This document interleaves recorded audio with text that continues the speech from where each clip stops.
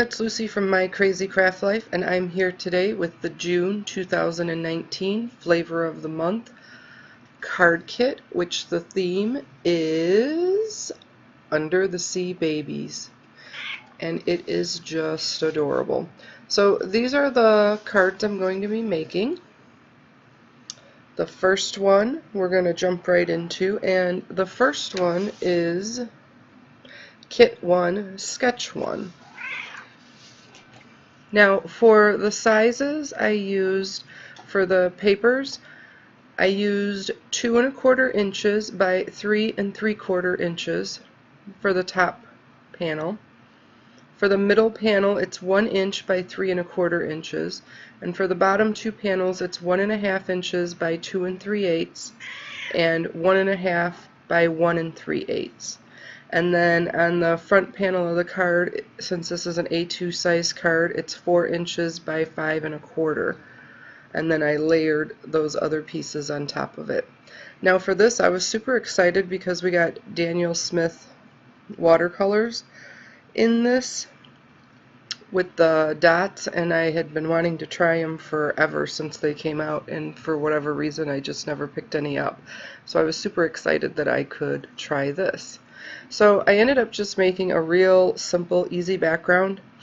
Just mushed some water all over the card and then put the colors on it because I really wanted it just to kind of look wavy underneath the water. And then you're going to see me, because I decided to make another one, because when I originally did this, we got washi tape as in one of the collections. Actually, it's in the collection 1. And the washi tape is kind of silverish, but it's also see-through, and I thought it would be super cool to put that patterned washi tape over an underwater background. And it's kind of hard to see on the video, but it's really cool in person when you look at it, but I think you can end up seeing it. So I just did the exact same thing, and then I'm just going to layer the washi tape right on top of each other all the way up the card, and then I'm just going to kind of flip over the ends of it and just leave it just like that. So that's kind of a background I made. So you can kind of see it's really cool looking, like I said, to have that silver and then over underneath it have that watercolor background. Now I stamped the images that I'll be using on this card with Hero Arts Intense Black ink, and then I'm going to do some coloring with alcohol markers, and I'm using the Darice, the Studio 71 alcohol markers again. So I wanted to use these for a while because, I used them one time and they were pretty good, but I have wanted to just keep using them to kind of really get a good idea on what I thought of them. So I've been using them for the last couple weeks, and I still really like the blend, how they blend and stuff. The one thing I will say about these is the tips are not the greatest, and I don't see anything that you can change out the tips of them. I have 2 that I've used that I can just see, and I have used them a lot, so I do understand that, but I've had my Copics for far longer and I haven't had the same issue with it as far as that quickly the tips going, getting kind of soft, or too soft I guess you want to say, and maybe fraying a little bit. So it's something that you might want to think about. Now granted, I am using them, like I said, a lot. I've used them for the last few weeks, and I color probably with them pretty much every day, so like I said, it is a lot, but still, I don't think they should be going out quite that fast. But like I said, as far as the colors, now some of these colors are a little hard to blend. There are 70 colors, I believe, altogether. This is the 48 pack, and some of them are far apart, so I don't think it's necessarily the blending of the colors as much as it's just they're really far apart in the spectrum of the colors. And I'm really just still trying to play around and figuring out the colors that I like the best.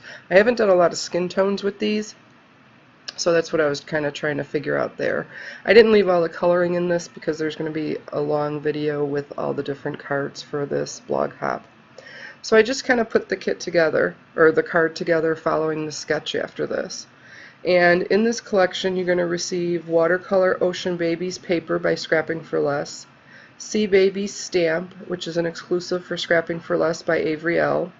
Enamel Dots by Hero Arts, the Silver Washi Tape by Darice, and Sequin Mix by Scrapping for Less. So I end up just putting on the sentiment right on the top of the card itself, and I just used the Misty just to make sure that I had that in there right in case I had to stamp it again, since I did use watercolor paper on this. It is Canson XL watercolor paper that I used for those couple backgrounds that I made. And then I'm just going to kind of piece everything together.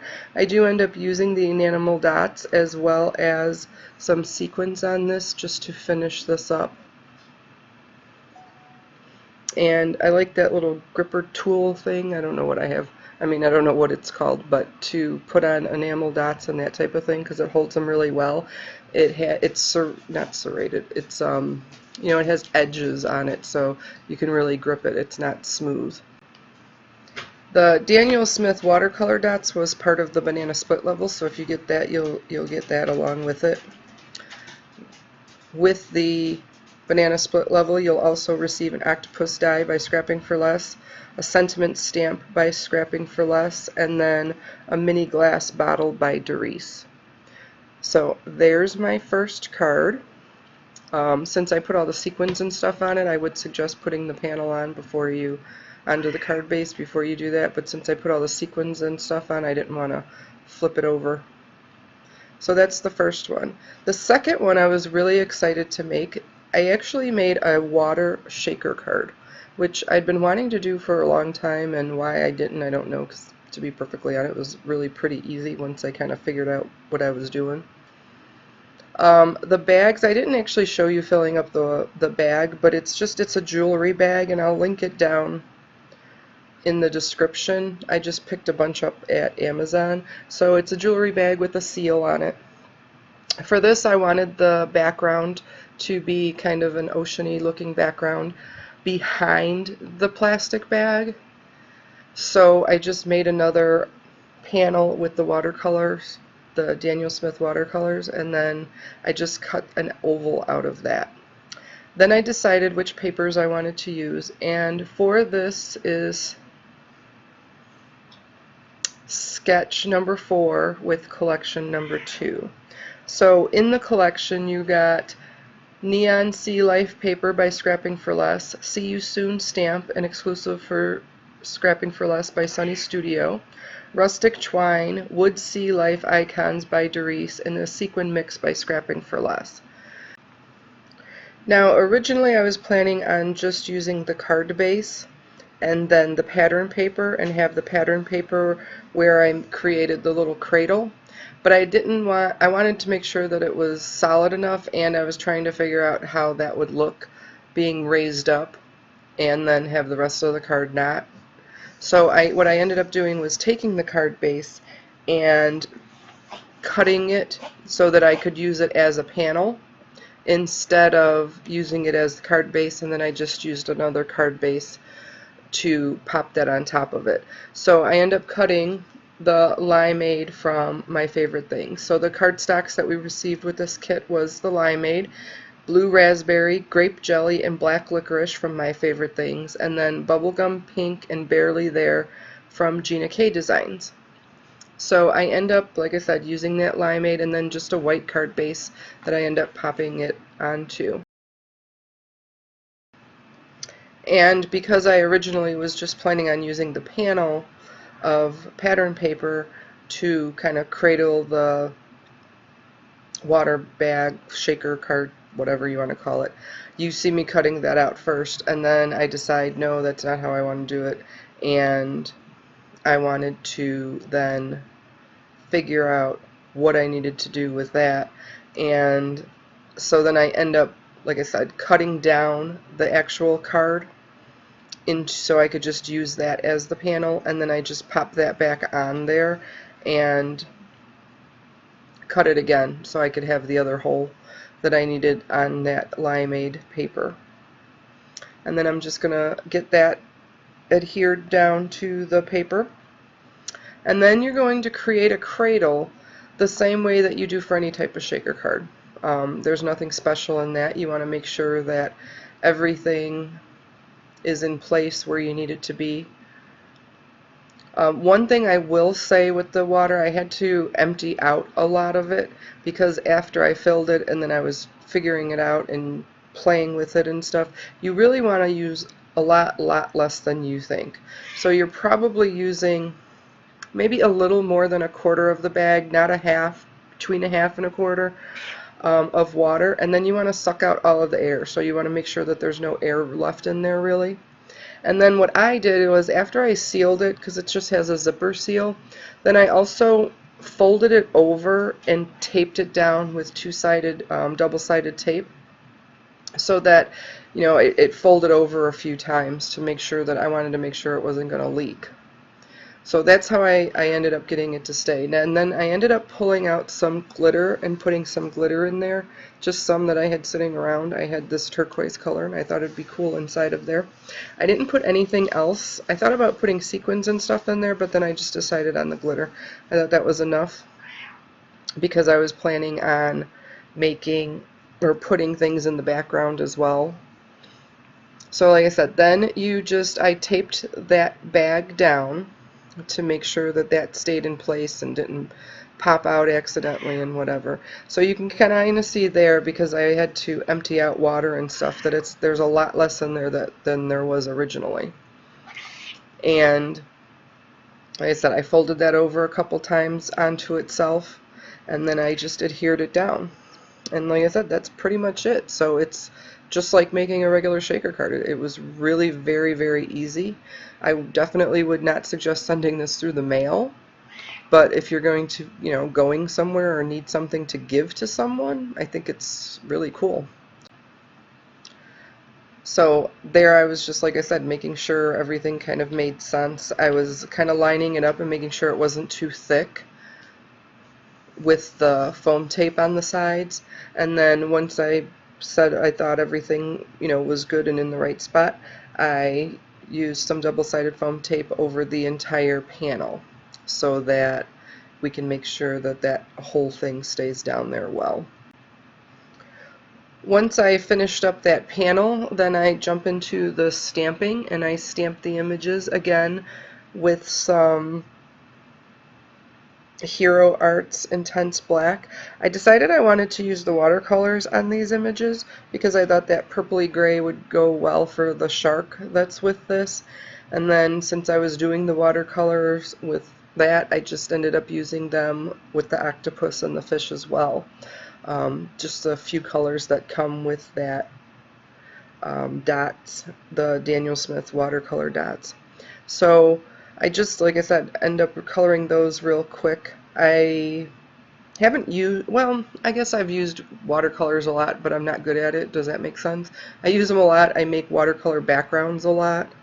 I do real simple things, but to say that I've really painted with watercolors, I've not. So this was kind of a little bit of figuring out how to get shading and stuff like that with the shark, and to have the darker areas on the top and the bottom have a lighter area. So it was kind of fun to do all of that different stuff. And then I do end up using my scan and cut just to cut out these images that I did for all of the images for all of these cards. And I do end up using an alcohol marker just for the tongue or the mouth, the inside of the shark's mouth, because I had nothing that was, I could even think that would be even remotely close to the inside of the mouth, as far as, unless I made it, you know, really dark purple grayish color. But I didn't want to do that. So what I end up doing with this is putting down some of the fish, or two of the fish and the octopus, on that watercolor panel, so the inside of the shaker part. And then I popped that panel with the water over it. And I kind of played with that for a while because I wasn't sure how well you'd be able to see it, especially because I put quite a bit of glitter in there, which I might not put as much glitter in there if I make this again. But I did, just like I said, I wanted to have it in the background so it was kind of like you were looking through something and seeing the images in there, as well as putting it on the front of the card as well. And like I said, I just thought that was really cool, and you can really see it well. So I decided on that bottom strip was where I was going to put the sentiment. I went back and forth whether I should use pattern paper or what I wanted to do and stick the sentiment up on top of the card, since there's a pretty big area up there. But I actually decided just to use that as a white strip and put it underneath there with the sentiment. And then in the stamp set there's these little bitty like water droplets, and so I just used those on each side of the sentiment, and I used Distress ink, and the color I used was the Salty Ocean. And then I just cut that out, and like I said, I left it, not you do, but I had to make sure that it was really centered. And after I sat there and played with it for a while, I remembered I have my zero centering. I was super excited because I got a zero centering ruler, and I could have just simply used that, and I didn't. But I'm going to try to remember for next time. So with this, I put a few sequins on the card after I was done. I was really fascinated by the glitter moving around in the shaker part of this card. I just thought it was awesome. And that's it. So I finished up that one. Now this one, I don't know where all my footage went. Something must have happened, but I just left a couple pictures in here, and I'm going to give you the dimensions because all I did was use the pattern paper that came with this. So for all three strips on top, they are 1 3/4 inches by 3 7/8. The thin strip that's across those three is a 1/2 inch by 5 1/2 inches. This is a 5 1/2 inch square card. And then that bottom strip is 1 1/2 inches by 5 1/2 inches. And then I just die cut out about a 2 3/4 inch circle, and I stamped the sentiment right onto that paper, and then I heat embossed it with some black embossing powder from Hero Arts. And that was collection 3. And this is collection 4, the sketch number 3 I used. And this one, again, I didn't leave too much in here because I really just cut out pattern paper and followed the sketch. I did use the alcohol markers on the image, but that was about it. So in those two collections, in collection 3, you get the Sea Creatures paper by Scrapping for Less, Sea Otter stamp set by Hero Arts, and that's what actually the sneak peek was from, was the Hero Arts, and I used collection 3, as well as some of the banana split stuff. Wire embellishment by Darice, mesh by Darice, and then a sequin mix by Scrapping for Less. So that's actually what's in this, what I'm using to make this card as well. And you'll see here I'm just making a watercolor background again with the Daniel Smith watercolors, and again this was for the sneak peek. But then going back to collection 4, you get Sea Buddies paper by Scrapping for Less, Sea Buddies stamp set by Scrapping for Less. So this those cute little not unicorns, seahorses and turtles, and I love them. They are so adorable. And then the Silver Metal Ocean Charms, a bubble stencil by Scrapping for Less, and then a sequin mix by Scrapping for Less. So like I said, that was for that 4th card. So here I am doing the sneak peek, and like I said, I just watercolored this background. I used alcohol markers, the Darice Studio 71 alcohol markers, to color all of the images. And again, like I said, you'll see me kind of playing a lot with figuring out colors and what blends well as I'm doing this, because I'm just, like I said, still playing with these and seeing if I still like them after a while.